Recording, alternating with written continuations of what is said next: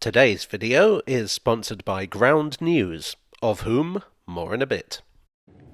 So, the London mayoral elections are coming up. The time when the people of London elect the Mayor of London to mayor it over London for the next 4 years of their mayordom. But this raises a question. What actually is it that the Mayor of London does? I should probably explain that question a bit more. I've been doing a lot of research into the individual candidates and looking at their social medias and such like, and reading a lot of the comments. And there seems to be a lot of confusion between what the mayor does, what the local authorities do, and what the government does in relation to London, and where those things overlap. Frankly, I think there are certain quarters of the media that exploit that confusion. So I thought, let's cut out all the bias, all the extraneous stuff, and get to the very heart of the matter. It's not intended to be for or against any of the candidates, so please play nice in the comments section.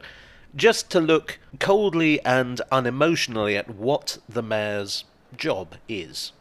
And I hope that will prove useful in deciding who you will vote for. Well, assuming you live in London and are old enough to vote. So why do we have a mayor? London, to be technical, Greater London, is in an odd position. Not only is it the capital of the UK, but it is by far the largest city, both in terms of size and population. With over 9 million people, it has more than twice the population of the second largest city, Birmingham. It's both the seat of government and the financial centre. London produces far more wealth than any other region of the UK. It is a very large and very important city on both the national and the world stage. Significant enough to be regarded almost as a separate entity within the UK. But the size and population also, conversely, mean that it's a very diverse city. There are 32 boroughs plus the ancient City of London. They are different sizes, they have different densities of population, different demographics, different transport systems, different priorities. What matters to an inner London borough is very different to what matters to an outer London borough, say. What's important in South London isn't necessarily what's important in North London. Some sort of governing body for the entire city has been a necessity for a while in order to balance the needs of the different boroughs and make the whole thing function as a single city. Before the Mayor and the London Assembly, there was the Greater London Council. Before that, the London County Council. There have been attempts to function without such a body, such as in the era after the GLC was dissolved, but they've tended to cause problems. As an example, one of the reasons it took so long to redevelop the Docklands was because they were divided between several local authorities who couldn't agree on a single direction. I'm actually thinking of doing a separate video on that particular case, because I find it quite interesting, but that's not what you came here for. Sorry, I'm thinking aloud. I shouldn't do that while I'm recording. The Mayor is the head of the Greater London Authority, which is the body that governs London.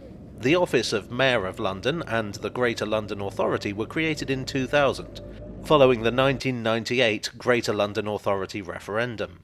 There have been 3 occupants of the office so far: Ken Livingstone from 2000 to 2008, Boris Johnson from 2008 to 2016, and Sadiq Khan from 2016 to the present day. If you're watching this after the election, of course, things might be a bit different. Now, in the run-up to the election, there's going to be a lot of dirty fighting. In fact, you've probably already seen it. Different media outlets have their favourites, and they won't hesitate to play rough in order to get them in. That's why I'm very glad to be partnered once again with Ground News. Ground News is a news aggregator in the form of an app and website that is designed to give you the story behind the story, so to speak. It'll show you the story, but it'll tell you about the sources covering the story, which way they lean politically, who owns them, how factually accurate they are. So, for example, this story on incumbent Mayor Sadiq Khan's pledge to end rough sleeping in London has been covered by 10 sources. The coverage is left-leaning, with 43% of sources inclined to the left. Khan himself is regarded as pretty left-wing, so it's interesting to see how the different sources cover him. The left-leaning Guardian quotes him saying that he plans to end rough sleeping once and for all. Meanwhile, the right-leaning GB News frames the current situation as a disaster, in block capitals in case you couldn't figure out the message they were trying to send. This is really interesting.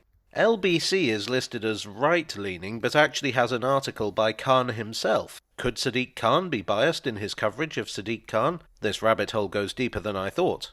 So if you're the sort of person who reads the news to find out what's actually happening, rather than what politicians and media barons want you to know, you should give Ground News a shot.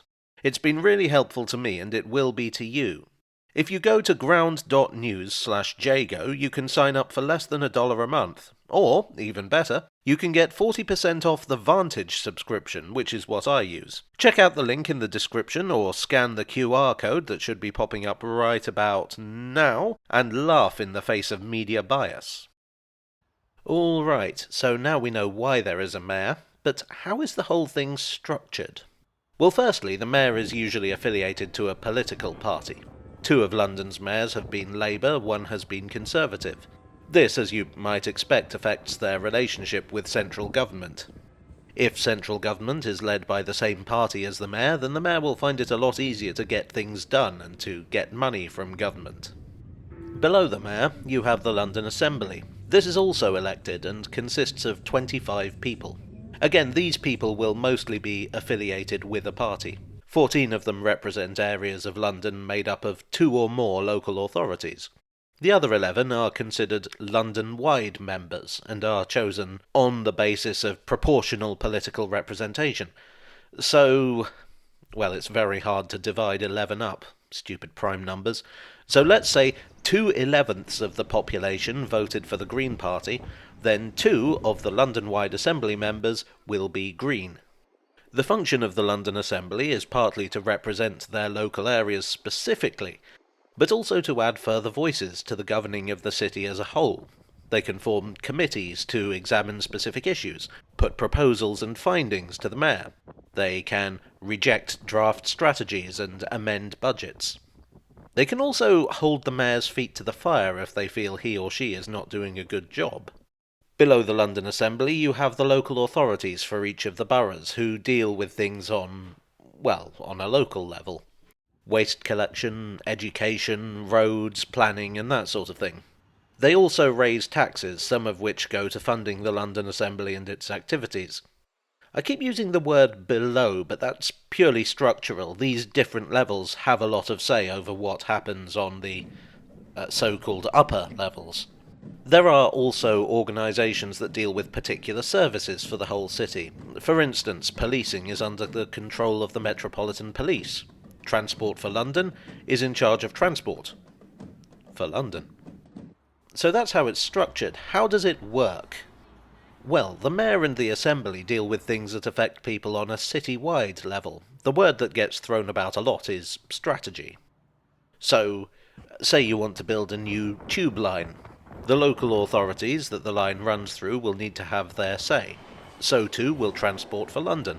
The folk at City Hall must also consider how that will affect the rest of the city. Will it have benefits beyond its local area? Is it a reasonable use of civic funds? Will it inconvenience other areas? Taking all these things into account, City Hall comes up with a plan which hopefully will please everyone. Or, at least, upset as few people as possible. Or say you have a problem that is complex in nature. Say, crime. Well, obviously, allocation of police resources is a part of that. But perhaps you also talk to local authorities about improving leisure facilities. Perhaps you encourage businesses to move in, reducing unemployment. Perhaps you have affordable housing built. Long-term strategies to discourage poverty and therefore crime.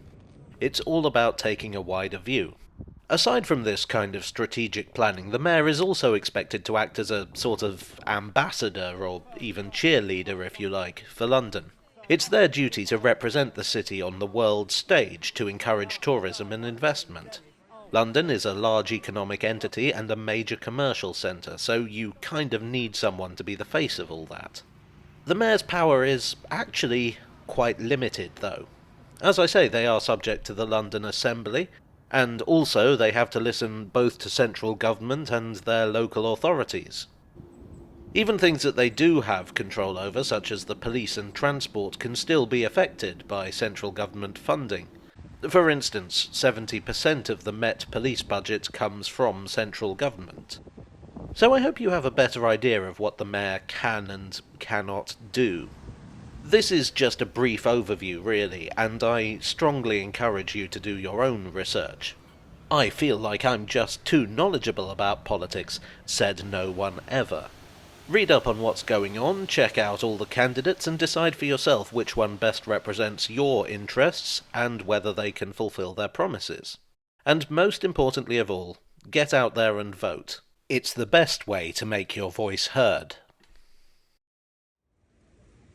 Well, I hope you enjoyed today's video. If so, please do leave a like and consider subscribing for more. I would like, as always, to thank my donors on Ko-fi, on Patreon, and here on YouTube for your support. You are the informed vote to my functioning democracy. I would also like to thank Ground News for sponsoring today's video. Click the link in the description below to take advantage of their generous offer. And I will see you all again very soon. Cheerio.